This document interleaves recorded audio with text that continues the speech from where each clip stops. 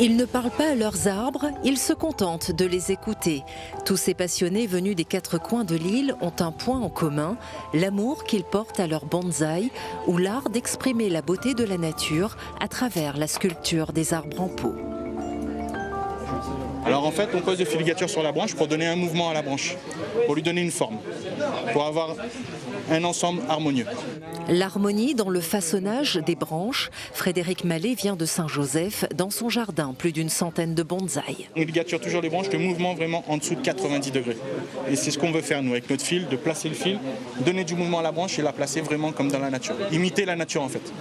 Plus qu'un passe-temps, le bonsaï est pour ces artistes un moyen de trouver l'équilibre et l'apaisement. Moi, ça m'a permis de me calmer.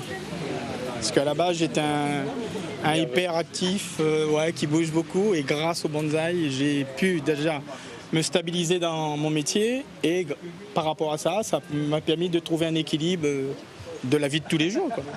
Moi, la canalise, moi surtout.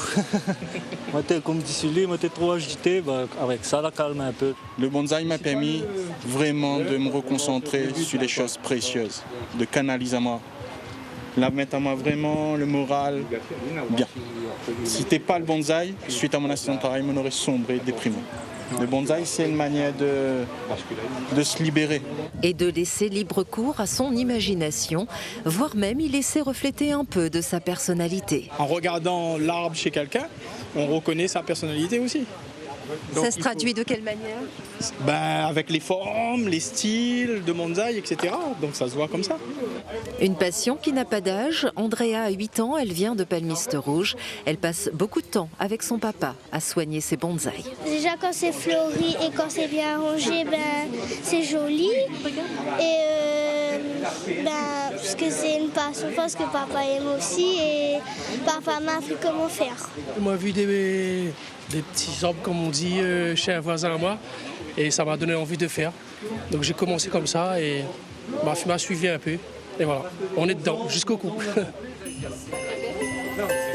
Une passion sans limite, comme la force de ces arbres dont les racines domptent la roche volcanique ou encore le tronc d'arbre sans vie.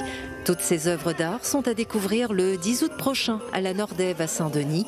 Elles seront exposées dans un jardin zen.